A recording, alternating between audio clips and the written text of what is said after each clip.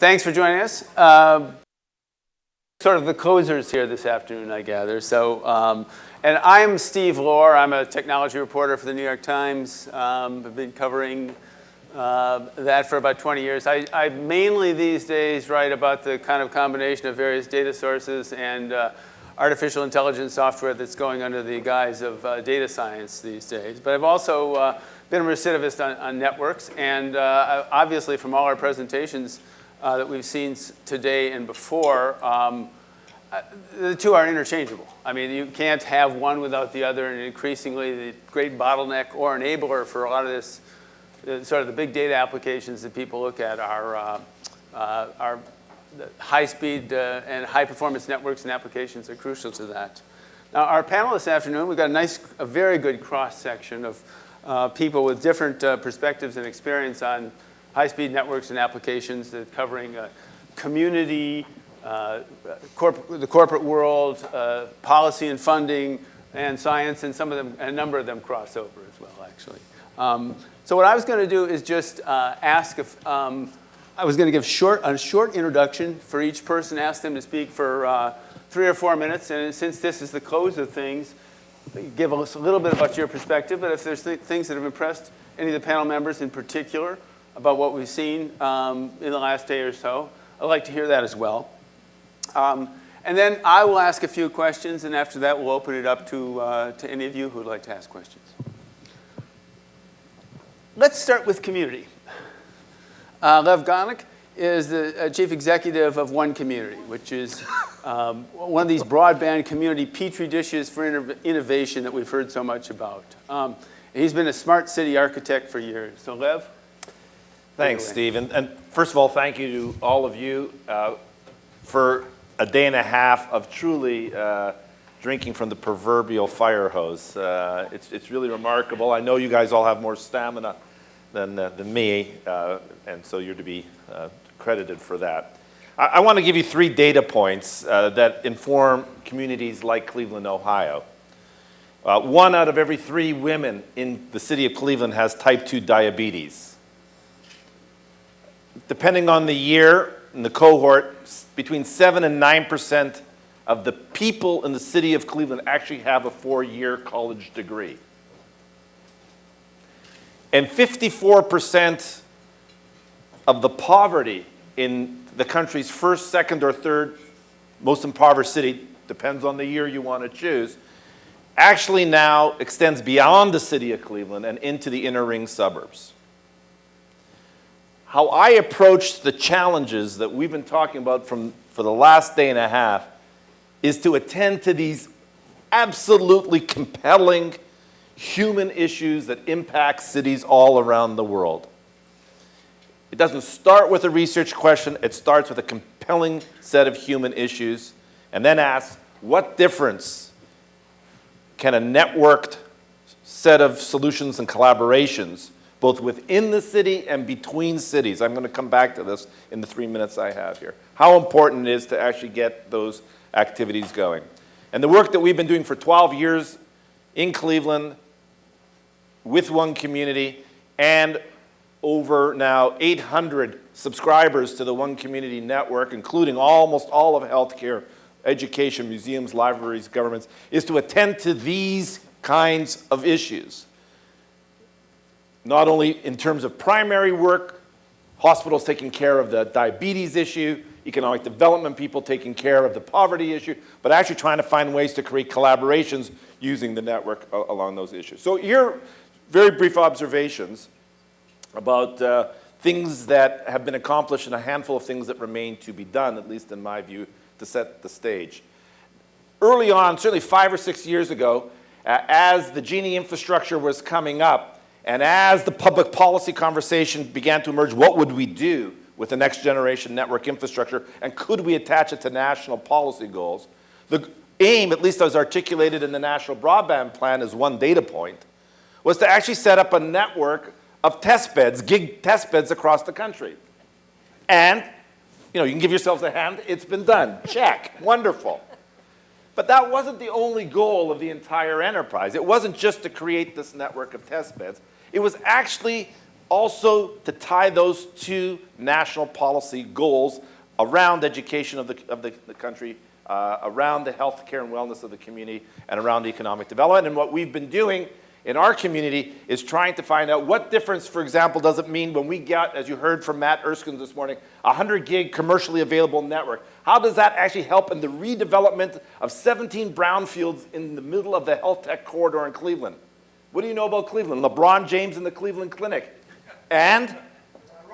Rock and Roll Hall of Fame. Okay, so I mean, what can we actually do to leverage that set of realities to attend to our world, and at the same time take a look at the challenge, because the 79% of people in Cleveland who have college degrees is not that much different than inner city challenges all across the country. And so the challenge that we put out is we cannot solve that problem alone in Cleveland.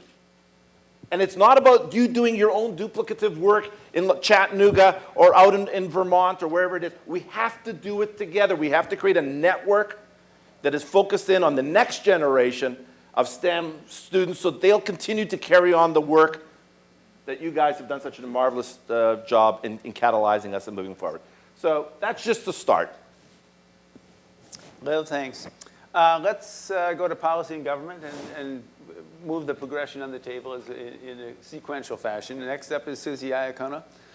She's a senior official at the National Science Foundation, and she's been a leader in pushing government initiatives from big data and data science and Genie and US Ignite. Okay, thanks, Steve.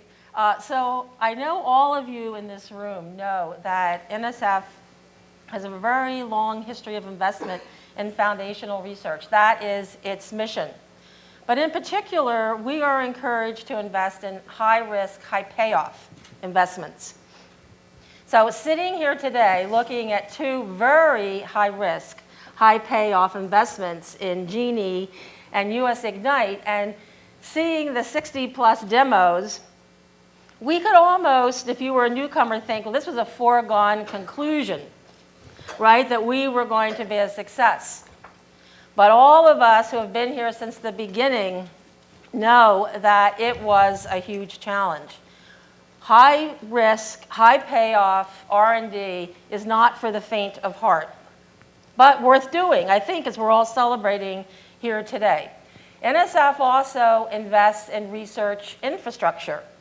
And everyone agrees that we should make those investments. Every researcher needs new tools, new systems, new test beds, if they're going to make new discoveries. So telescopes, microscopes, ice-cutting vessels, those are kind of easy to argue for. But when you're developing cyber infrastructure that is going to be a national networking test bed, building on resources that are all over the United States, and what you're doing is developing software, really, to stitch it all together. That is very difficult to explain to people. That is very difficult to sell. And so there were a number of years when we referred to Genie as, oh yeah, this is the PowerPoint Genie that we're talking about.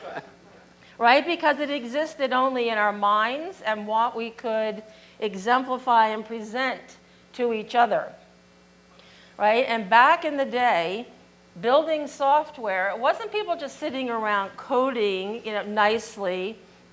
No, we were all arguing. We were sitting in different working groups, right? People were pointing fingers at each other. There were enemies. There were things posted on walls, right? If you don't do it my way, I'm leaving. I'm out of here, right? But we made it through. There is no Genie or US Ignite manual that we can follow. And we all know there's something like a J-curve that exists here for users. The long time that you're building and everyone is coming to us at NSF. How many users are there? How many experiments do you have? Okay, so today we can say, give these big, huge numbers. Well, not so many huge numbers just a few years ago. We have learned that we can't do this alone. Everybody is talking about partnerships. It's especially essential for US Ignite, right? When we started, there were 5 islands of broadband.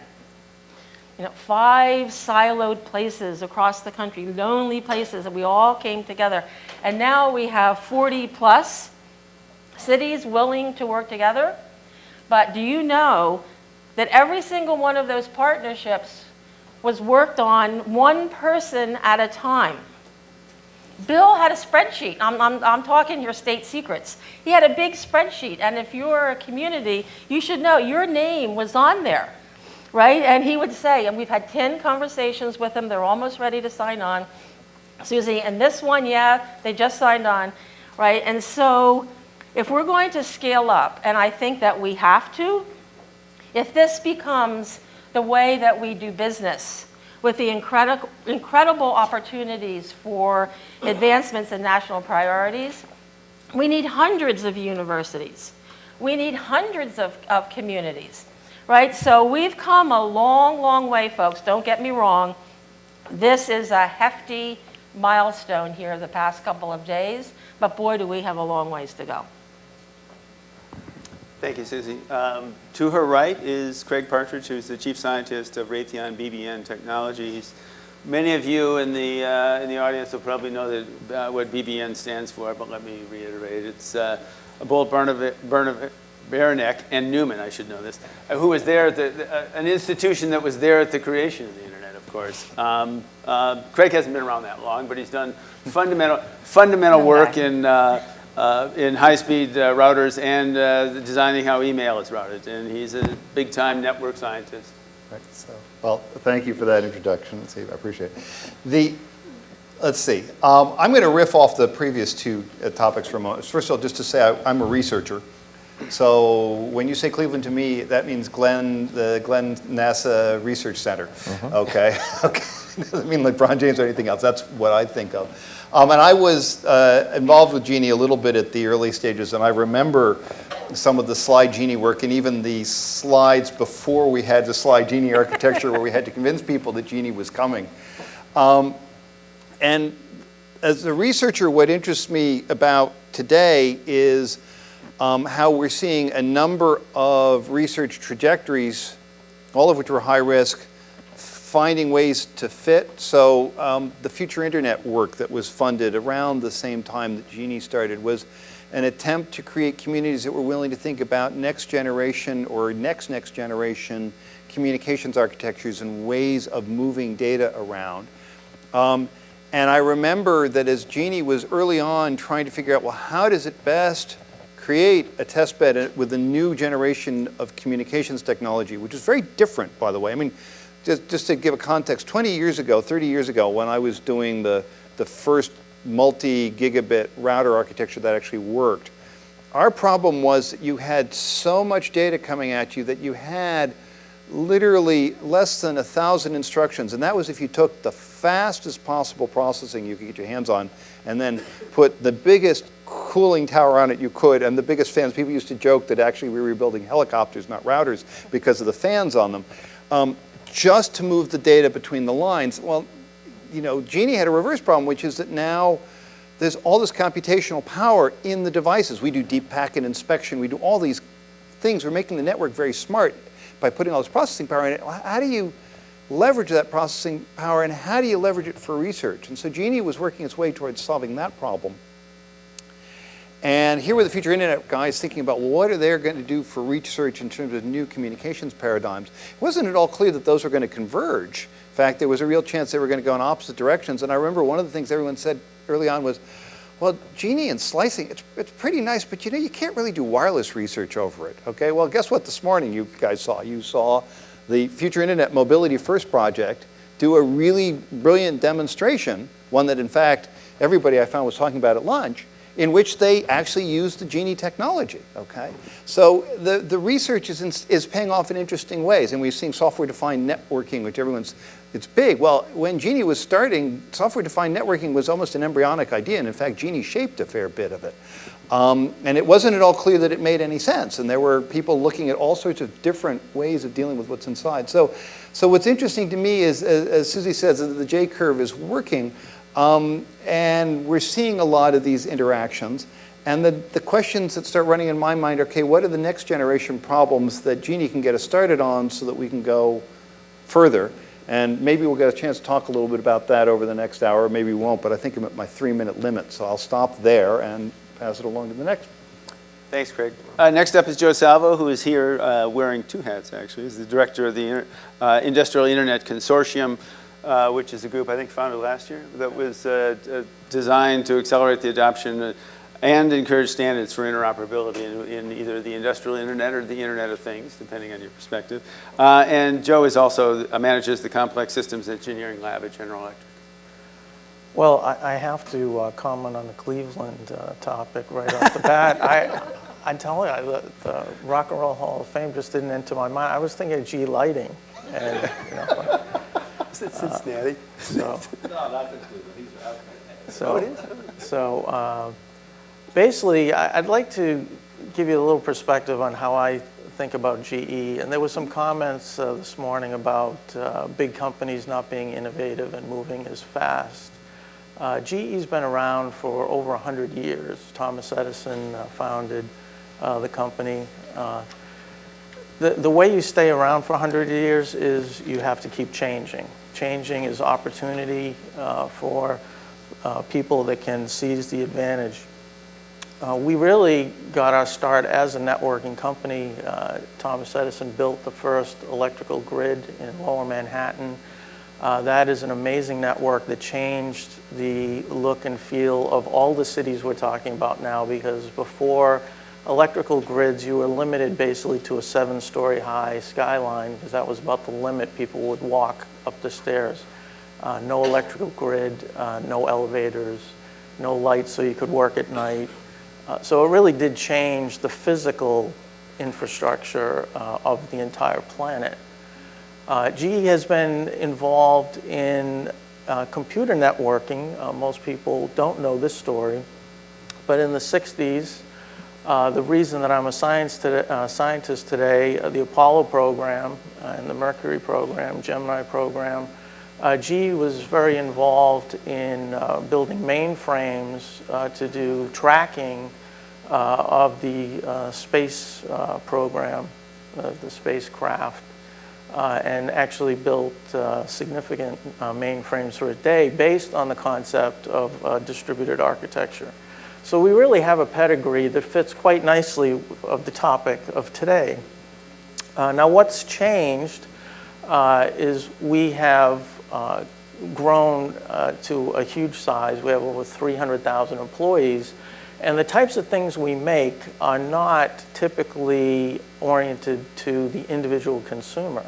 We make things like jet engines that most of you will take advantage of when you're returning to your home and businesses. These things that we make, power plants, oil and gas equipment, healthcare equipment, they have to be extremely reliable because our lives depend on them. So the networks that we need to envision that will allow us to connect all these very sophisticated industrial pieces of equipment need to operate at a whole different standard than what we call the consumer internet does today. So a lot of the things I heard this morning about the features of latency, reliability, quality of service, guarantees that we really demand in a world that we expect to get safely to our destination. We expect the lights to stay on. The surgeons expect their healthcare equipment to operate flawlessly. Really needs an industrial internet, needs a system like Genie to allow the interoperation and the planning of these very, very complex systems. And I think that's one of the reasons that when we work on projects of this magnitude, it feels a little different than building a traditional physical product. When the complexity of a system reaches a certain point, the ability to predict the outcome drops quite rapidly. And the behavior of the system only becomes apparent towards the end. And in some cases, you even get emergent behaviors. So GE focused for the last 50 to 100 years on working out all the underlying physics of our products and services. So we've studied most of the deterministic aspects of our product space. Well, now as we go into this hyper-networked fusion between the digital and the physical space, we need to plan for an exponential world that becomes more and more complex and sophisticated, and in many cases is not deterministic. Maybe 70 or 80% will still remain deterministic, and we want to be able to predict those events with unflailing accuracy. But there will be other events that are unpredictable in theory, and we need real-time data streams to process that information. Now, there's a lot of talk about big data. I think that's really a gross underestimate of the amount of data that this world is going to create. I like to talk about infinite data. That is what we're looking at. Remember, we're in an exponential world. Another speaker this morning talked about the amount of data outstripping Moore's law. I believe it's already here. The human brain, in my opinion, developed to tackle this issue of infinite data, and the way our sensor systems in our human body are set up trim by orders of magnitude the data that's actually fed into the brain and processed. And just the way our brain is architected is very, very different than the von Neumann architectures that we know and love in all our smart devices today. So I think we're just beginning to face this amazing opportunity where we start to collaborate and network at a scale that human civilization has never dreamed possible. I do feel that the benefits are going to come very rapidly now. There has been decades of work building these ecosystems and the infrastructure that will serve as the foundation for this new world that's arriving. But the things that the new generation cares about, sustainability, fairness, these will be the types of problems we can address with the networks that we're discussing on building today. So I am very, very positive about the future, and I'm very, very pleased to have been invited here to discuss it today. Thanks, Joe.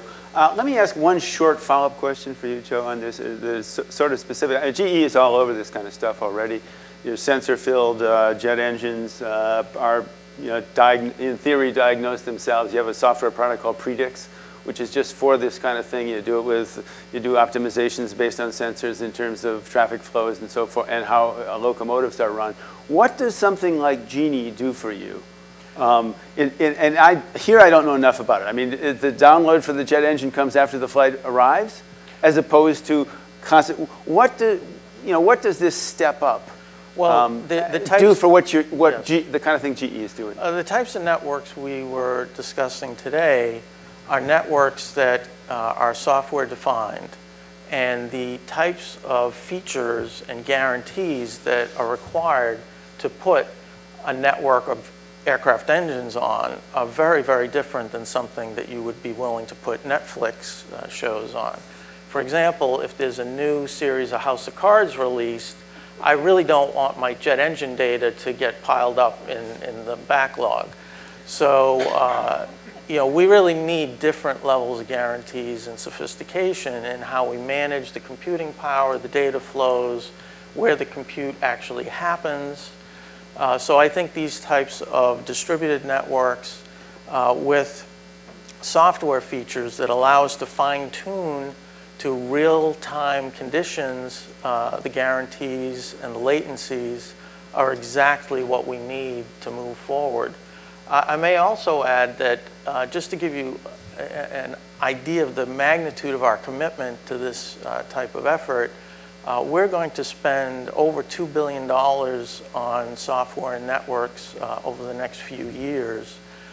GE, although we don't readily come to mind as a software company, We're actually in the top 20 software providers if you total up all the software that we create for healthcare systems, aircraft engines, locomotives, power plants.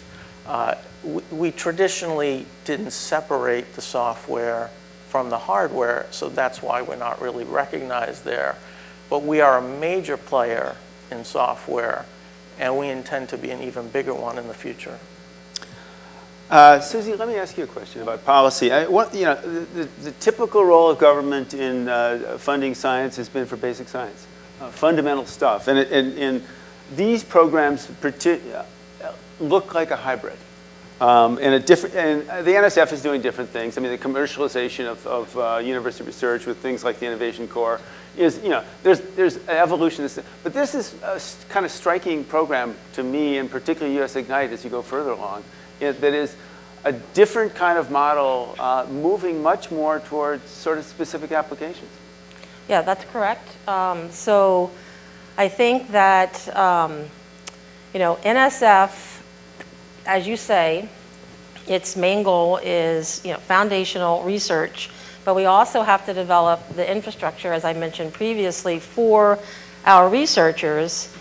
But we also want to transition the great ideas that our researchers have in the lab out into practice, right? So at NSF, we have two criteria by which we evaluate every proposal that comes in. One is intellectual merit, right? Okay, what's the great science or engineering that's going on here? What's of value to that particular field? Is this the right person to do it? But the second criterion is something that we call broader impact. And so we're using taxpayer dollars to invest in our science, and we want that science to touch real people at the end of the day. So what we're doing with US Ignite is we're actually trying to get all those great ideas that are actually in universities and in labs, truly, out into the communities, into anchor institutions. And then we would like to evaluate them. We would like them to experiment on this test bed. Is this test bed of real value to us? So we get some assessment of our research infrastructure investment too. So it's a pretty complicated thing, and I can see where people might wonder, but in truth, it's really something that's right in line with the current way that we're investing the dollars that we have. Suzi, can I just jump in on that, just to share that I think you said at the end of the day, we want these things to be relevant to the community. And I think what we want, what I want, what cities want, is an acceleration.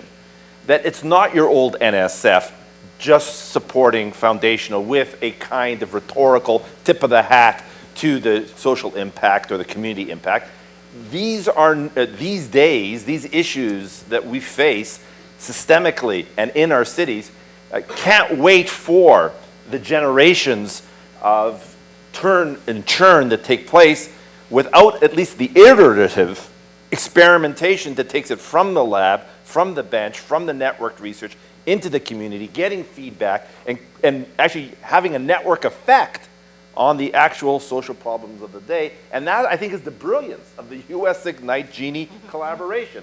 We need to find a way to accelerate decision-making inside, not only the NSF, but also all of the adjacent agencies to really tackle what are urgent societal challenges.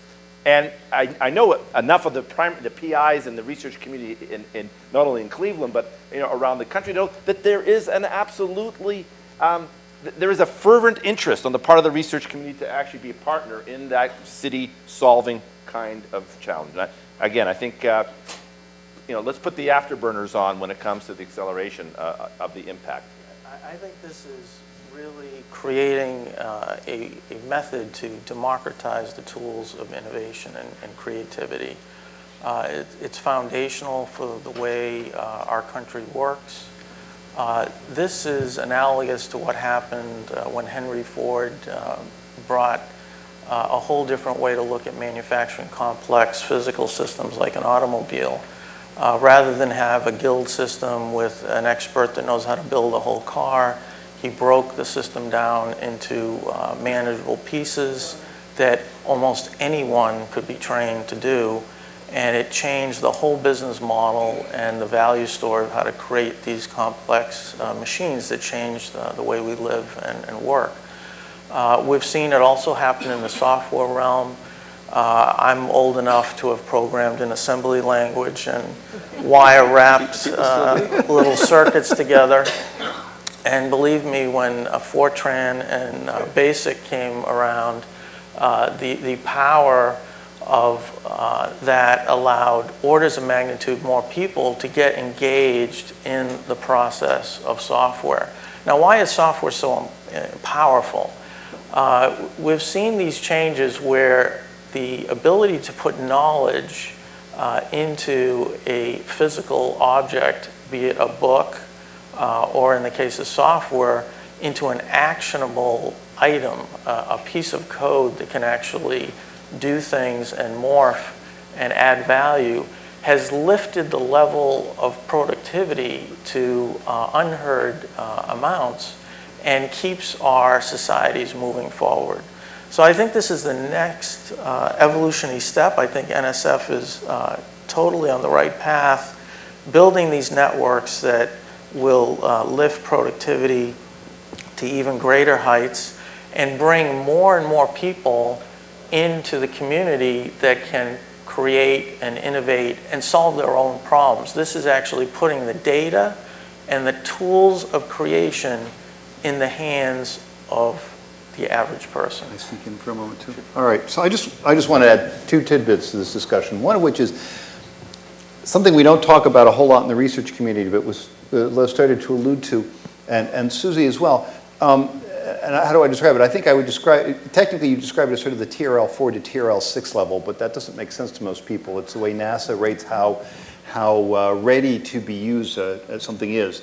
And what you recognize is that there is a huge gap between being able to build something in a laboratory, in a breadboard, and actually forcing it to go out into the real world. And the level of work that is required is very large. And the ability to get a community that wants to join into that leverages it, because suddenly everybody looks at their piece of the problem and it doesn't look quite so disastrously big. And then once you have an initial thing that people can work with, then you get another level of benefit. And I'm going to come to the point here about Henry Ford. What made Ford's stuff interesting, first of all, we all talked about the assembly line. But the second thing was that you put out a fairly standard car for a number of years, that a huge fraction of the American population learned how to modify, customize, add to, and build upon, so that in fact, what we eventually saw is the explosion of GM and a car for every class of person in the country was enabled by the fact that Ford had taken the first step and created something that everybody could work with.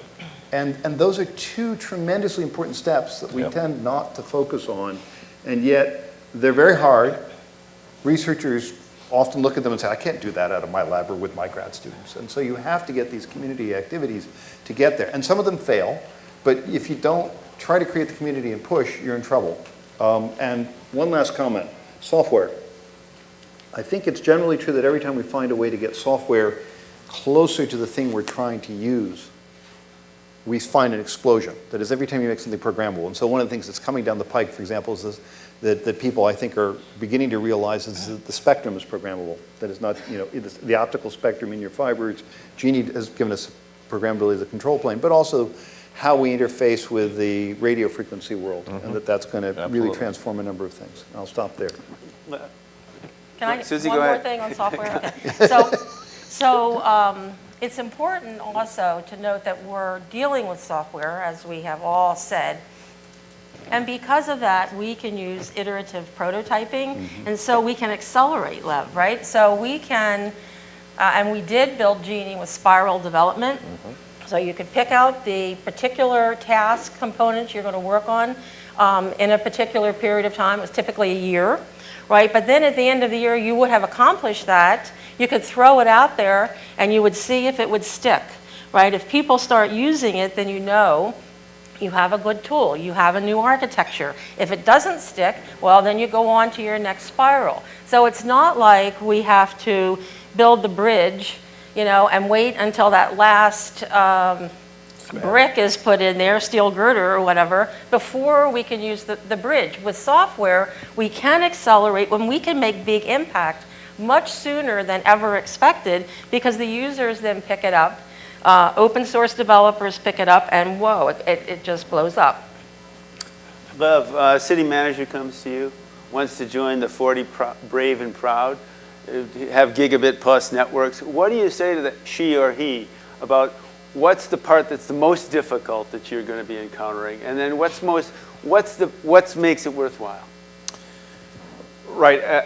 Steve, I'm going to use this as kind of a opportunity to sort of frame who else needs to be at the table in order to help the city manager.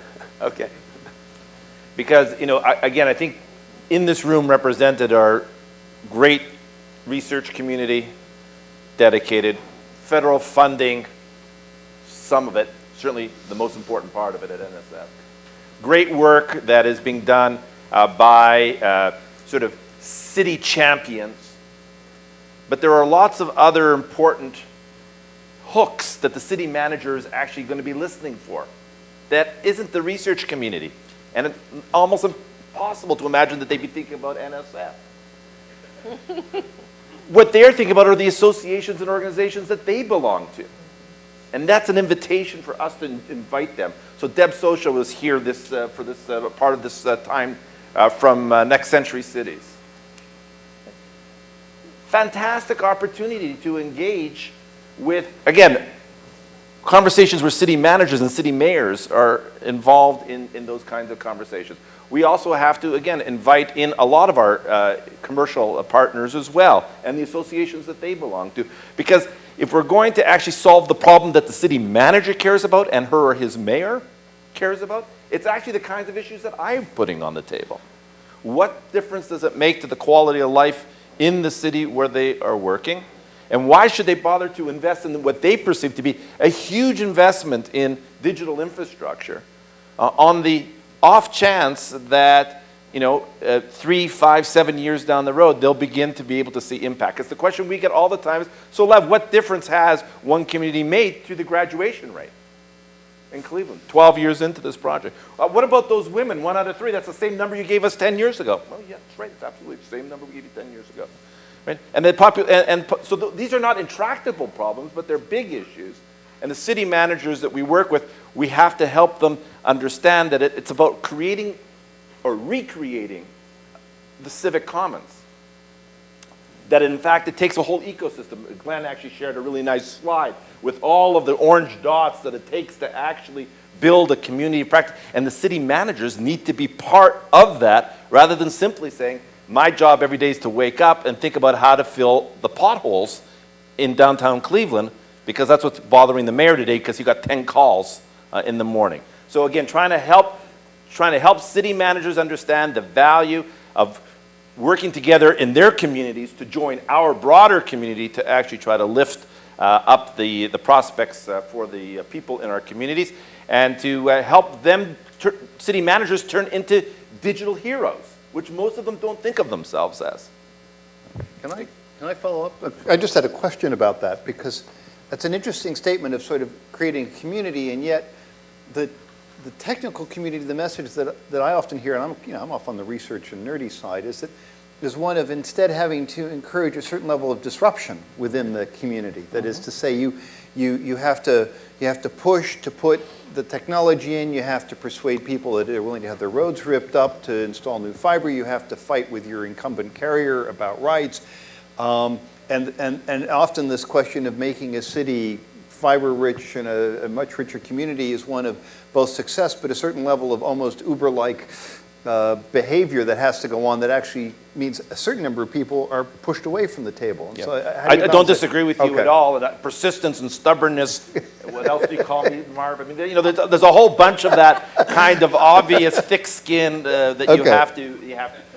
But too few, again, city managers. I'm going to try to say to Steve, sort of see that's an upside story. Okay. And the election cycle. I mean, one of the things that we take pride in, and I think most of the research community would identify with is that on our program, our OneCommunity is mayor-proof. Right. It's actually been built by the community to sustain itself beyond the 4-year election cycle. Right. And that's what the research community wants to see, continuous support from NSF that's not subject to the vicissitudes of what happens in Washington. And the best way I know to join those two conversations is to actually make sure that the public actually vocally supports science. And the best way I know how to actually make that happen is to make science relevant to the priorities of the community. And that's why there's a synergy here. And we shouldn't simply, we can't afford to allow the research community to live in isolation at this moment in time, because we need public support, maybe more than ever, going forward. Thank you. I'd like to add, when one builds infrastructure. You're right and vote. You can go. I thought you were, Suzi, I thought you were Suzi. election proof. When one builds complex infrastructure, you can't always predict what the killer apps are going to be. ARPANET is a good case in point. Once again, being involved in using that network at the beginning, it was really a science network for moving big data files around. But the killer app tended to be email. Mm-hmm. And within a few years, I believe 75% of the traffic was actually email. So once you put in the infrastructure, and I think cities are beginning to see the value in doing that, the individuals will find out what creates the value, and the free market will quickly try to fill those spaces with new products and services. So the incumbent business models will be one of the things to overcome. And I have a great bit of confidence that there are many, many innovators willing to come forward with ideas on how to exploit this infrastructure once it is in place.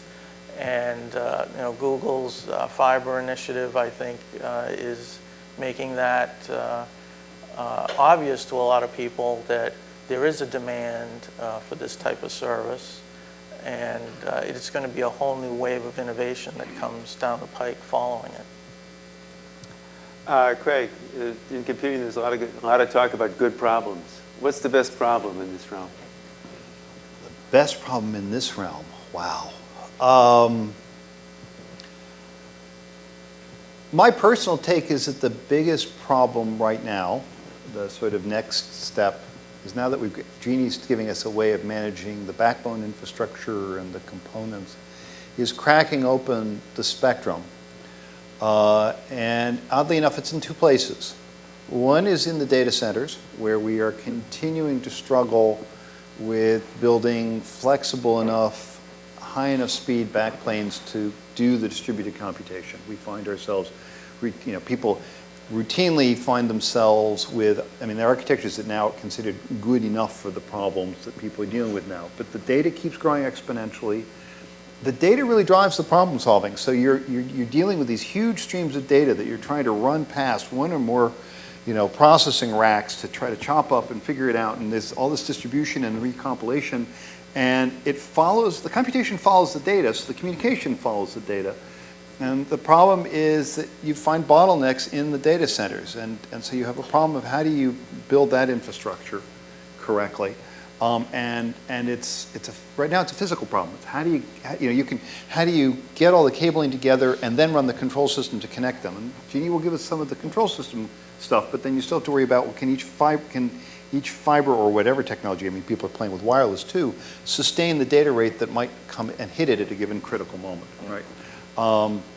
The other one is, look, everybody wants their data in their handheld computer. Or they want to distribute things without having to do wiring. The need to put physical wiring at the edge of the network near the consumer is huge. Okay, we don't look at how much effort we put into building the first generation of networks over old twisted paired telephone lines, because that was the thing everybody had in their offices and their houses. We don't want to do that anymore. We want to use wireless, but wireless is a finicky technology. As you go faster, it doesn't tend to want to go through walls very nicely. Trees and leaves turn out to be a problem. So you tend to have to find ways to use it more intelligently.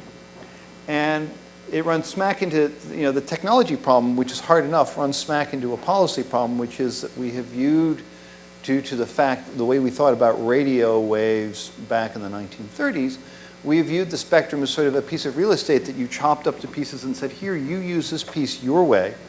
We gave them no incentive to improve it. So in fact, in many cases, we find ourselves with large chunks of spectrum occupied with technologies that today would require absolutely minuscule amounts of spectrum if we gave it to them, but it's theirs. We gave it to them. We can't take it away. They have no incentive. And second, everyone, it's all chopped up, right? And even though we now have radios that can basically cruise the entire spectrum and just figure out wherever a quiet spot is and could use it, the problem is someone says, hold it, you're using my spectrum. Well, you weren't. Yeah, well, but I want a royalty. There are these people sort of sitting there on the riverbank saying, well, I'm here. I've got frontage, pay up. And so we have a whole set of technology solutions constrained by policy solutions, which means that technology exploration gets bigger. You have to find a larger set. You have to sort of expand the policy pie through technology and then talk to the incumbents and see what you can do. I'm not quite sure where we are in time, but I'd like to open this up to questions if we could. I think there are microphones. If there aren't, you can just say your question. I'll repeat it.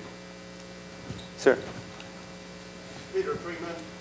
Oh. Former assistant director of CISE at You got a microphone, Peter. There's a microphone right there. former professor, so I talk loud. Peter Freeman, I'm former assistant director of NSF for the CISE Directorate. When we started Genie 11 years ago next month, we chose the name Genie for good reason. And I would observe, and we used to use a slide showing the genie popping out of the bottle. Well, I think the genie has popped out of the proverbial bottle or lamp.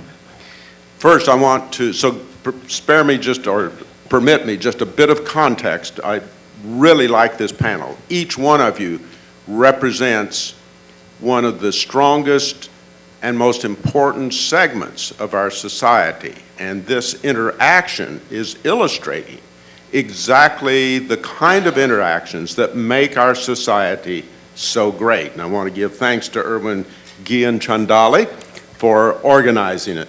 Here's to you, Peter, for even saying Well, he used to work. He used to didn't work know. for me, and I had to ask him how to pronounce it yet again for the 14th time. But let me pick up on several things that have been said here. When we started the Genie project 11 years ago, we could see that there were terrible problems with the internet, such as in those days, not that they've all been solved, but that Craig typifies the kind of expertise that is needed. I wish that the design of beyond today's internet was as well grounded as GE's business, where Joe says that that about 70% of their business is well grounded. Our objective, to come back to Suzi's point, was to do the thing that NSF is chartered to do, which is to think 10, 15, 20 years beyond, not be just the change agent. So I think there are two questions. Oh, just one other piece of context. When we started all of this, we very consciously used the model that NSF, in cooperation with ARPA or DARPA at that time, had used to result in what is today's internet. That is, getting it started, laying the groundwork, getting several thousand users and an app, email, going, and then getting out of the business, and then the entrepreneurism that exploded in the mid-90s took place. So I think there are two fundamental questions I'd love to hear your comments on. Well, from the commercial side, we've started the Industrial Internet Consortium. We now have 151 members after 1 year in operation. This community, I think, is a very strong... Good. So the first question is if NSF were to step away from all of this today, or sometime in the next year or two, then what are the fundamental questions? Is there a network science so that we could put the design of networks on a more firm engineering footing, a more science-based funding?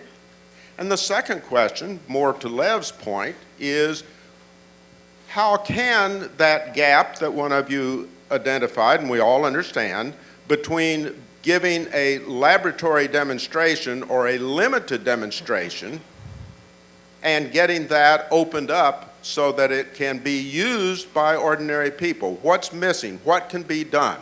So for me, those are the questions to be answered about how we go beyond today's internet. I can try one of those for you, which is you asked, do we have, is theory of network science coming at us at this point? And the answer is yes. And there's actually a major consortium of universities being funded on this problem right now through the Army Research Laboratory. It turns out to be extraordinarily hard. That research so far is getting traction by saying, it's one of these classic problems. We build our networks in layers, right? And as you pointed out, we get emergent systems if you put together a whole bunch of different layers. And what the network science guys are trying to say was, well, if I put this layer on this layer on this layer, and then view it as a single composite network, you just sort of smash all the layers and say, okay, you have a network, it's been constrained by this layer, it's been enhanced by this layer, it's being driven by this layer. What actually happens between 2 points in that network or between multiple points in that network, and where does it fail unexpectedly and so forth? And they're starting to get traction on that problem, and it's really interesting. Would you expect it to pay off now? No. I mean, it's 10, 20 years out, but the point is traction. And there's a case where they had to work to create a community. It took them several years of incremental steps, and now it's starting to pick up. So, hopefully we'll see that. I wouldn't argue that you should drop all the excitement of Genie and say, whoops, we're walking away right now to jump on that bandwagon. So I would say that's not quite where I would go at this point. And certainly, we are not planning on dropping Genie, just like Boston didn't get rid of its one-way streets when they built freeways, right? So we still have... I'm not sure that's a winning example. Well, I'm saying that a thing's accrete, right? Yes. And so people still use Planet Labs. People still use MU Lab. People are still going to continue to use Genie into the future. But we have a new program, the NSF Future Cloud, right? And we have 2 great projects, and the PIs are here, right? And so this is all going to morph. In our FY16 budget, there's a request for funding from Congress on smart cities, right? And so I could see kind of a convergence of ideas around Genie, US Ignite, big data, cyber-physical systems, but take that to a particular region or take that to Cleveland, and then use that as a living lab. Sign here, Suzi. You just, yeah, okay, I don't get to sign the checks. Yeah. So, but the thing is, we really do need, I believe, these living labs in order to continue the experimentation, because this world that we're stepping into is not just determined technically, right? There's real people. And so there's the social, legal, ethical, privacy issues, of course, that surround all of these new technologies being brought into the world. And there's this term I really like, intimate computing, and I'm not talking anything bad here. But the point is, it's not just desktops, right? It's not just laptops. It's actually in our pockets. We're using it all the time. We wake up at night, we look to see who called. It is getting very intimate, and as it gets more and more part of who we are and how we live, we have to ensure that we take care of these social values, which gets me to my last point, and that is that it's still very, very hard for technologists to talk to social scientists. We do not speak the same language. And so building those bridges is going to be increasingly important over the years. Suzi, that was your education, right? Yes.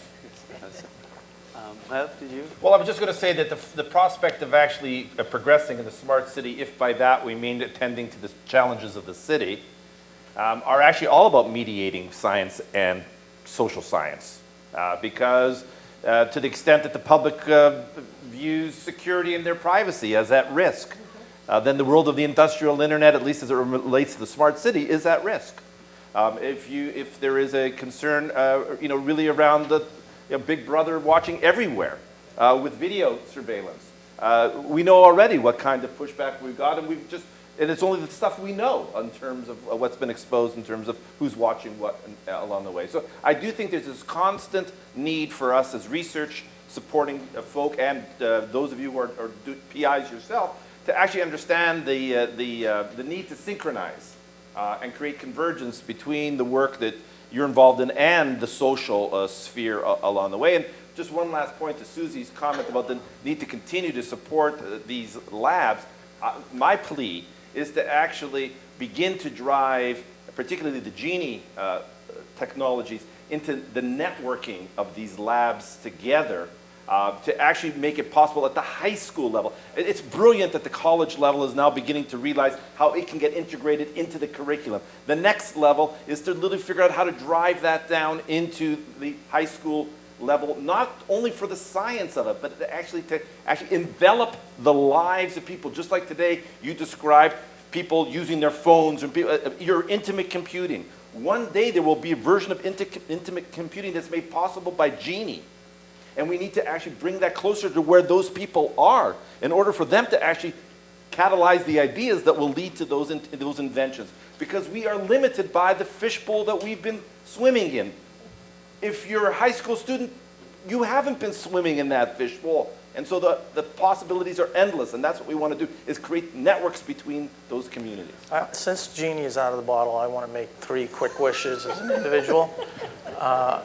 I would like to focus more on non-deterministic systems, complex systems that I think have been not focused on, and we've seen multiple surprises over the last few decades with respect to storm events, financial events. As I said earlier, a lot of the deterministic studies have been done. We've got a good handle on that now. This non-deterministic area that's going to become more and more important with complexity, I think, is an area I would love to see more work. The other area is infrastructure. We need to drive the cost of data to zero as much as possible.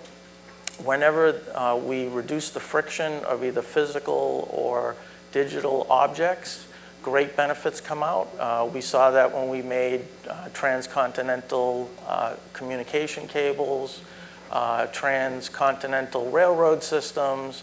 It changes everything.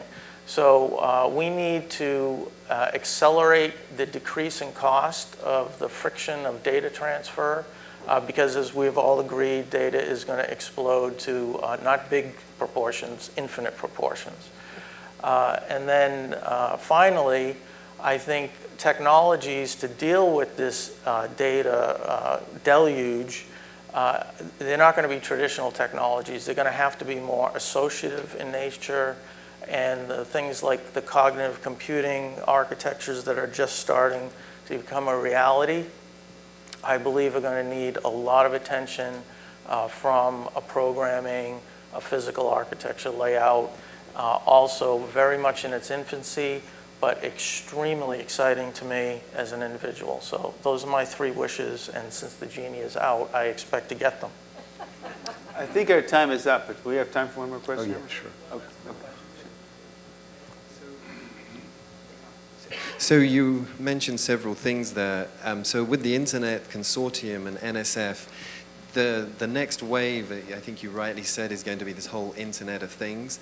But when you in a university with students or high schools, you come to build these things, typically you're using Arduinos and Raspberry Pis, and to actually build the sensors, it's not a problem. But then the next level of having the tools there to share the data, like we have email as a standard. Absolutely. That was the first app. Are you working on? Yes, so there's another big initiative called the Digital Manufacturing Design Innovation Institute that President Obama announced about a year ago. I'm intimately involved with that with a number of other parties, including UI Labs. There we're going to release a digital collaboration platform that will make a lot of these tools and data sets available to the universities, community colleges, the average person, because these complex systems are not going to be solved by just one organization's people. And I think bringing in social scientists, philosophers will be possible in these kinds of environments. Actually, I didn't quite finish. What I was asking is, just like we have open source standards, actually an open source platform that makes even maybe leveraging Genie's capabilities as well. Like it was mentioned, there's a Genie Dropbox earlier. Yeah. So these IoT devices can be streaming. You can easily construct dashboards. You can easily link that to the other wearable. And the DMDI digital collaboration space is open source. Okay. And I think that's more and more what's going to happen in this area. So just as we saw data and media be commoditized to almost zero cost, software modules and low-level knowledge will also be commoditized in this new connected world. Let me just jump in and say one little tidbit to add to that, and it riffs off some stuff Lev was talking about bringing different communities together. I think one of the things that we need to do that you sort of touched on as you were asking a question is dashboards and things. That's a very technology-oriented, that's a nerd kind of interface. And one of the things that dealing with other communities is realizing that they also have their own interfaces. And they're ones that we can emulate in technology. We can leverage them. But we tend to build the interface that we're used to as opposed to the interface that the rest of society is useful.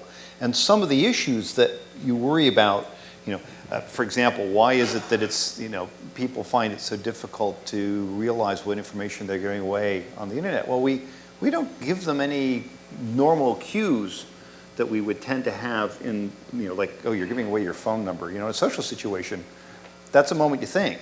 In the internet, it just sort of happens for you, right? We are not giving people the social cues that they expect. And so one of the advantages of talking with the other communities is to understand the cues, the ways people think, and the way that we can cause technology, in some cases, to emulate previous patterns that people find routine and normal and cognitively comfortable. You talked about how the brain limits carefully what comes in. We should be leveraging that, and we don't do a good enough job. And so that's one of the things that I think these inter-field collaborations help quite a bit with.